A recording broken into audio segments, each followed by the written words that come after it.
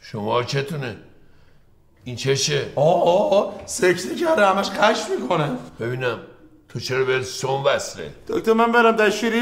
خیلی خوب تو برو مرخص. عجیبه تو چرا اومدی خدمت؟ تو که با این زبونت باید بهت معافی بدن. اتفاقا ما کارت معافیت هم داریم. خب پس برای چی اومدی خدمت؟ آقا معرفت انسانیت به خاطر آقا حامد اومدی. تو چی کاره اینی؟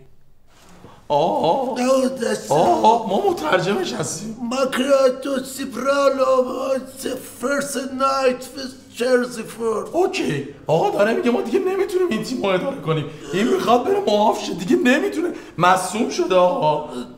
متر سینگل فرست سینگل تو چرز. آقا این قابل پخشش میگه زن میخوام ولی تو رو خدای معافیت داری این کارش گیره آقا.